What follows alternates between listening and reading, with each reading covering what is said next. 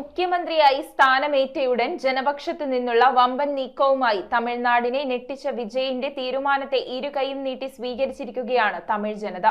തന്റെ കരിയറിലെ ആദ്യ ഔദ്യോഗിക ഉത്തരവിലൂടെ തന്നെ 717 ടാസ്മാക് ഷോപ്പുകൾ പൂട്ടാൻ ഉത്തരവിട്ട വിജയിയെ ഉലകനായകൻ കമൽഹാസനും നടൻ വിശാലും സോഷ്യൽ മീഡിയയിലൂടെ അഭിനന്ദിച്ചു.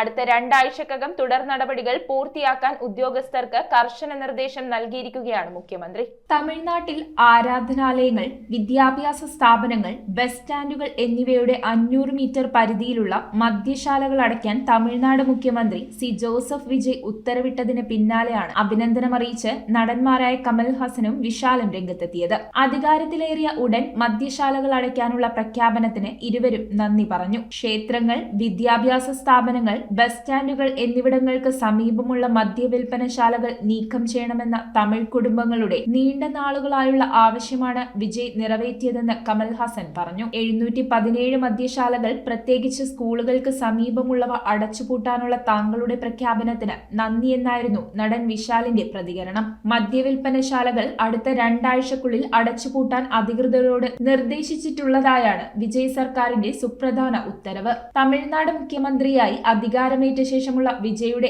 ആദ്യ ഉത്തരവാണിത്. അടുത്ത 2 ആഴ്ചക്കകം തുടർ നടപടികൾ പൂർത്തിയാക്കാൻ അദ്ദേഹം ഉദ്യോഗസ്ഥർക്ക് കർശന നിർദ്ദേശം നൽകി. News desk metro 7. Royal Kochi 15 വർഷമായി പള്ളൂരുത്തിയിൽ പ്രവർത്തനം ആരംഭിച്ചത്. എല്ലാ സർവീസുകൾക്കും 30 ഡേയ്സ് സർവീസ് വാറന്റി. സർവീസ് അടുത്തിരുന്ന് കാണാം. പഴയ ഫോൺ എക്സ്ചേഞ്ച് ചെയ്ത് തവണ വ്യവസ്ഥയിൽ പുതിയ മൊബൈൽ ഫോൺ സ്വന്തമാക്കാം. ഡോർ ഡെലിവറി സംവിധാനമുണ്ട്. റോയൽ കൊച്ചി.